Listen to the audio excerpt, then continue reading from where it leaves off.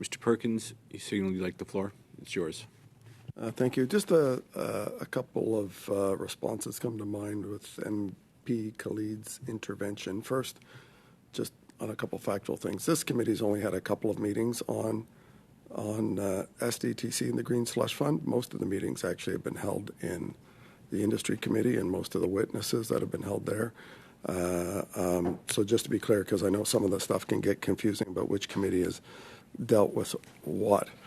And while it was an interesting reported story about that particular company, I've been through the Auditor General's list. That company's not on the list. That company, you're confusing that company with those who have gotten money against the rules of the program. That company was not one of them. That company has been caught up in the minister's freezing of the funds and applied for new funds and hasn't been able to get it since it's frozen because of the Liberal corruption in this fund. And to say that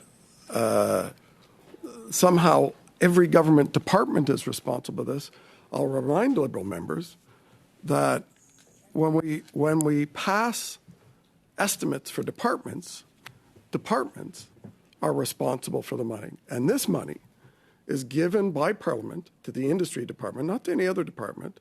And the industry department signed comprehensive but secret, as of this day, secret contribution agreements that restrict how the foundation spends that money. And the Auditor General has identified the breaches and which companies got money illegally outside the contribution agreement from Parliament to the Industry Department to the Sustainable Development Technology Canada. That's the line. Not to confuse people out there. Every government department isn't giving money. This $390 million that has been given either through conflict of interest or outside the parameters of ISED's deal with Parliament those are the targeted companies. I can give you the list. I have the list, if you want, of the companies. And it was interesting to hear about that company. That one's not on it. That wasn't one of the conflicted companies identified by the Auditor General. So for anybody that's listening, that attempt to confuse what this issue is about by the Liberals, to try and cast aspersions on every company out there, it's only the 82% of the transactions by Liberals on this board that we're talking about in that 5-year period. 82% of those companies awarded money by these Liberal appointees on that board are the ones that the Auditor General identified, and that we're talking about in this motion, not some other fanciful motion. This motion deals with the numbers outlined in the Auditor General's report, which is aimed at those companies that received the money in a way that is contrary to what Parliament authorized. And I would think Liberals would be concerned with that, but apparently not. I think Liberals would want the minister responsible, even though it may harm his leadership ambitions, the minister responsible for the industry department, who for 40 months saw this money through, who had an assistant deputy minister in every single meeting where 82% of the transactions were, he was there. It's beyond fathomable. It's beyond any believability that when he had a departmental official in every meeting, that for 40 months he knew nothing about what was going on. So I know you want to spread it to every minister, and I don't think it's fair that every other minister in the Liberal government be trashed by that statement that says they're also responsible for this ineptitude. I'm defending your cabinet colleagues for saying they didn't have the responsibility for the oversight of this. Minister Champagne had the responsibility. $1 billion given to him to be put into this fund, and he ignored it. He didn't ask a question. In fact, he stood on stages with Annette Basharian giving out these monies to these companies. I can show you the pictures. He's very proud of them. They're all over his Twitter feed. That he went and said, isn't this great? I'm giving away your money in the Green Slush Fund with the chair who had conflicts of interest in situations that were likely all either against parliamentary appropriation rules for the money or against the conflict of interest guidelines, but that's okay. That's okay for this minister. But he wants to blame everyone else, or at least this member of parliament wants to blame everyone else in our cabinet and not this minister. He needs to be held accountable for the fact that he didn't do it. And that's the least that we can do, is to ask him to finally stand up and agree with his deputy minister, his own deputy minister, that these funds should be paid back. He has not said it once, so we need to order him to do it. Thank you, Mr. Pershkins. Ms. Khalid, you have the floor. Thank you very much, Chair, and I thank the member for his outrage, however that may be. And I want to clarify that when I was talking about with my First Amendment with respect to striking the Minister of Innovation and replacing it with the Government of Canada, it is not to go willy-nilly all over. It is specifically in the context of this motion with how do we get to what this motion is asking for. And what I'm trying to say is, based on my experience, based on what we've heard in testimony, it is not one department that is responsible here in terms of recuperating the funds. It is, practically speaking, better for this committee to expand it to say, let's make this process easier. Let's not get wound down on going after a single minister, as clearly members spend a lot of time on that minister's Twitter feed, which I'm sure they can find better things to do with their time, quite frankly, because the minister gets around so much everywhere. But what I'm trying to say here is that the reason I proposed this amendment is for us to be practical in how it is that we're able to do what it is that the motion is asking for.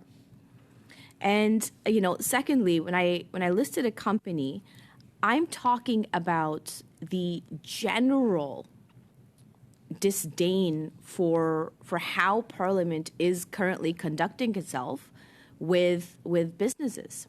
And we heard the PCO officials tell us today how worried they are about the implications and people's dissuasion from actually engaging with any public office because of the kind of bleep show that they have to go through as they're trying to do the right thing for the country, as they're trying to grow their business. So it's not about percentages. It's about public perception. It is about the trust that we can build within our industry, within the clean tech sector, for example. I'm not disagreeing with the member on the intention of his motion. I am trying to make two small tweaks that will help us get to the objective that he's trying to reach to in the first place. So I would really appreciate, we're trying to have an open and honest debate here about how we're going to achieve what it is that we're trying to achieve in this Public Accounts Committee, which is to hold to account every single dollar that is spent by departments, by organizations, and to ensure that there is public accountability. But at the same time, what I'm also saying is that there should be public trust in the institutions that are functioning here. And by doing what the opposition has been doing thus far, we're diminishing that trust. The clean tech sector is a massive part of what is happening in the future of our industry. We have heard that from witnesses here in this committee how important it is, what the objectives of this is, and how, if improved and made sure that there is further accountability and oversight, which the minister has taken responsibility for, has taken action on before, had the Auditor General has provided recommendations, which have also are now on the way of being implemented. What we can achieve, while I'm saying in these two amendments that I'm proposing, is let's find the balance, guys. Let's not throw out the baby with the bathwater. Let us make sure that we are being responsible with the privileges that we have, with the responsibilities that we have in this committee, and to ensure that we are trying to practically achieve the objectives of what it is that we're trying to achieve. Now, I can go ahead and say, well, perhaps the opposition doesn't want to achieve the objectives. They want to go down another path. They want to go down and find and accuse anybody and everybody and kill a complete industry.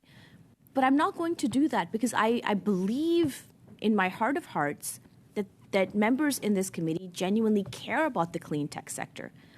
But what I'm saying is their actions are not showing us that. Let's be nuanced, let's be balanced, and let's ensure that how we go about this is a way to make sure that industry is still maintained while also ensuring that we are creating further accountability for taxpayer dollars. So I, again, happy to receive any comments from colleagues, but I really think that these two amendments that this one amendment with 2 points propose a very reasonable way for us to move forward on this motion. And as I said to Mr. Perkins, I really appreciate the intent of what this motion is, and I'm hoping on his gentleman's honor that this is not another clickbait type scenario where where industry ultimately gets punished collaterally for the actions of a very few. Thanks, Chair. Much.